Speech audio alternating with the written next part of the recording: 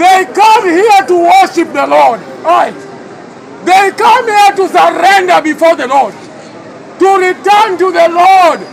Sometimes, even before the altar call is made, you see people have already come and totally gone before the Lord, prostrate. Some of them, they don't even care that this is a pathway.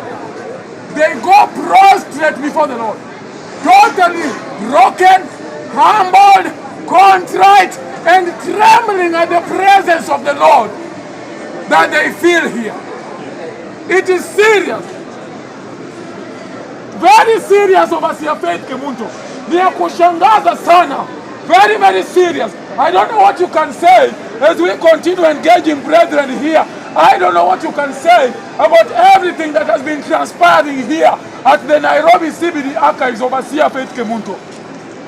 Kweli kabisa ni ya kushangaza sana, askofu, kuona watu wanakuja wenyewe. Hata ungeweza kuwatazama wakitoka kule, na wengine machozi yanatoka kutoka kwa macho yao, wanalia. Wengine wameinua mikono yao, hawataki kujua ni nani hako karibu na wao. Wao wanataka kumuona Mungu, wanamsongea Mungu, wanakaribia Mungu wakiwa kwa machozi.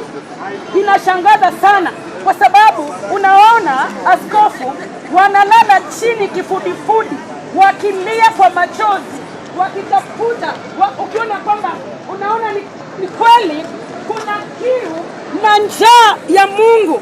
Watu wanamhitaji Mungu, watu wanataka Mungu, watu wamemtafuta Mungu na hawajakuwa wakimwona huyu Mungu. Lakini wakati wanasikia ibada takatifu, ibada ambayo manabii wa kutisha wa Jehova Yawe wamerejesha katika kanisa, sasa wanaposikia ibada ya kumwabudu Mungu mtakatifu wa Israeli, wanasongea wakiwa na moyo ulio na ihari, moyo umevunjika, wameinua mikono yao wakimwabudu Bwana, wakiwa wamenyenyekea. Hawataki kuona maoni ya watu, furaha ndani ya mioyo yao. Unaweza kuona ya kwamba wakati Yesu walimpokea Yesu, nyuso zao zilikuwa zinatabasamu. Hata wengine walikuwa wanapita tu wakiuliza, kanisa liko wapi? Ni jambo la kushangaza sana. Kwa kweli, watu tunahitaji Mungu.